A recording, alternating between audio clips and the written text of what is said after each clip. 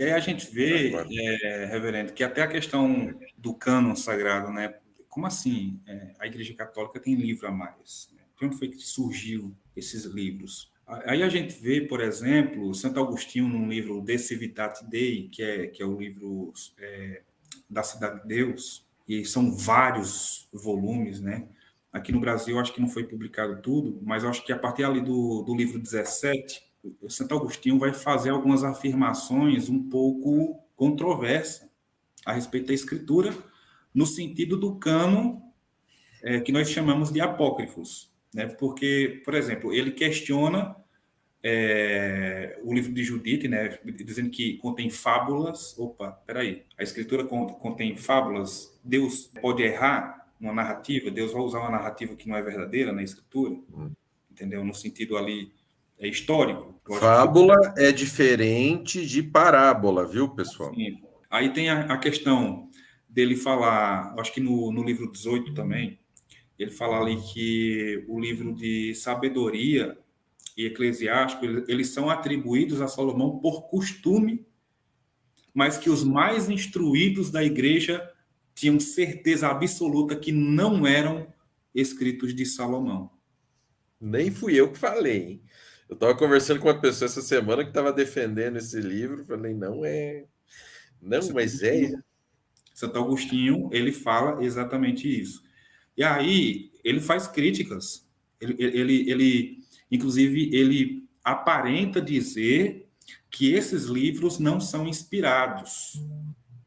Não são inspirados por Deus, mas que são canônicos. Ele chama de canônico, mas não são livros inspirados, ou seja, não é palavra de Deus.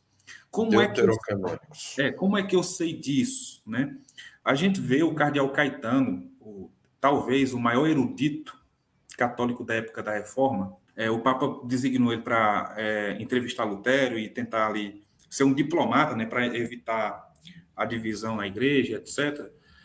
E aí o Papa pediu para ele escrever o comentário do Antigo Testamento. Ele escreveu o comentário, não ele, na época próximo também teve o cardeal Ximenes, que fez a Bíblia poliglota, né, que era uma Bíblia do Antigo. No Antigo Testamento tinha um texto hebraico, latim e grego. Só que quando chegava nos livros de Tobias, etc., não tinha um texto em hebraico, só tinha um texto no grego.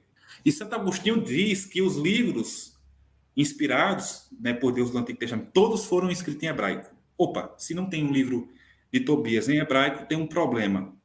Tem alguma coisa errada. Tem alguma coisa errada, certo? E aí, o cardeal Caetano vai dizer aqui, ó, eu traduzi do latim esse texto aqui.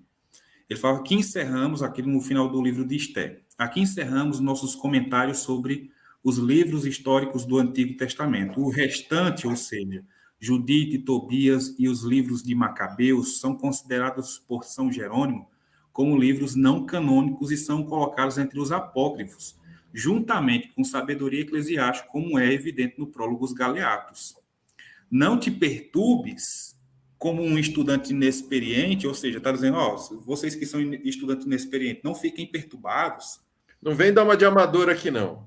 Se encontrares em algum lugar, seja nos concílios sagrados ou nos doutores sagrados, esses livros sendo considerados canônicos, pois as palavras, tanto dos concílios quanto dos doutores, devem ser submetidas à correção de Jerônimo.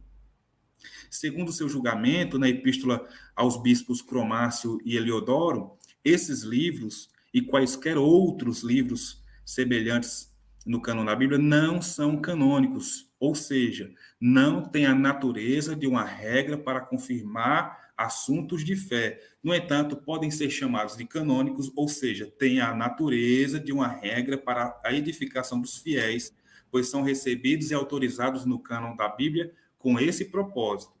Com a ajuda dessa distinção, qual distinção? Existe um cânon inspirado, palavra de Deus, e um cânon não inspirado, que é autorizado para ser lido publicamente na igreja. Com essa distinção, você poderá compreender claramente o que Agostinho diz e o que está escrito no Concílio Provincial de Cartago. Opa! Temos um problema com o catolicismo aqui. temos um grande problema. E esse mesmo cardeal, por exemplo, os católicos acusam Lutero de querer tirar o livro de Tiago da Bíblia. Esse mesmo cardeal queria tirar Tiago, 2 Pedro, 2 e 3 João e o livro de Judas. Como é que fica aí a situação agora do católico?